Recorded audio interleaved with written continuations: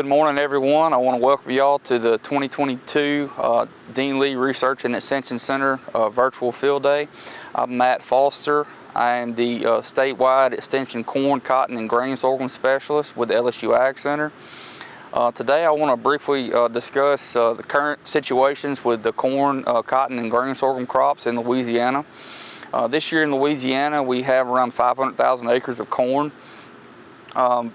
It started out, especially in the northern part of the state, early planted corn took a while to emerge due to cool and wet temperatures.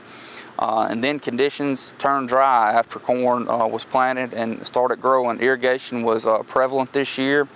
I think a lot of our corn crop, the majority of it our yields will be down this year. Our state overall average yields will be down this year due to stressful conditions, mainly due to hot and dry weather conditions. I have seen some corn being harvested. Our corn harvest started around the end of July this year. It's a little too soon to see yields. Our corn harvest has been delayed due to rainfall throughout most areas of the state. However, some growers I've spoken with, they're finished with their corn. Overall, the corn has been delayed due to rainfall. Once corn reaches physiological maturity or black layer, that's around 30% moisture.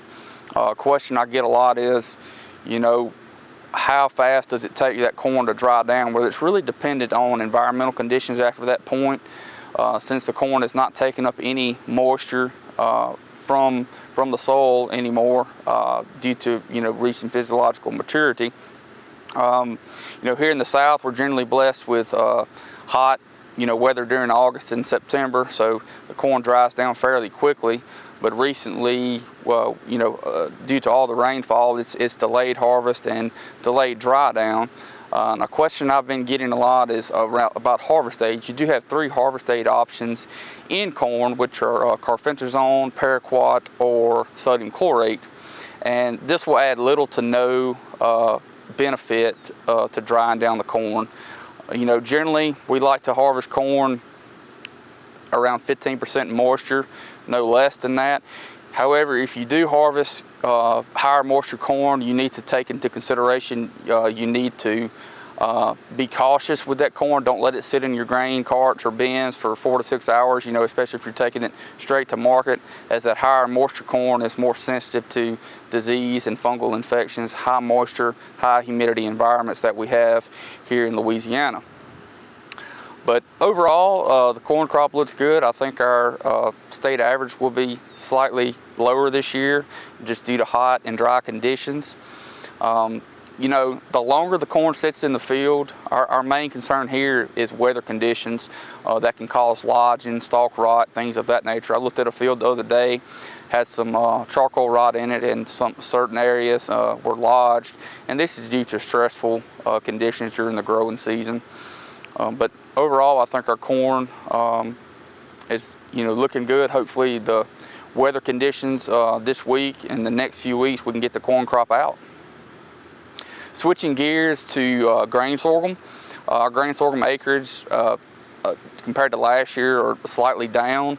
Grain sorghum overall yields looking good so far. Grain sorghum is generally a more drought tolerant crop. So sugarcane aphid pressure has been lower this year. So overall the grain sorghum crop is looking good so far. Switching gears to cotton. We have about 170,000 acres of cotton in the state this year, which is a good increase from our 110,000 last year. Overall, I'd say we have a good, promising cotton crop.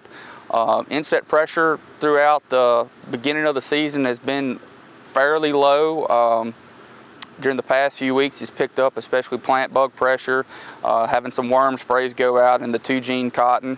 But fruit retention this year has been phenomenal. I've talked with several consultants and growers. They'd never seen fruit retention quite as good as this year. Now we did lose some fruit this past couple weeks with the rain and cloudy weather conditions.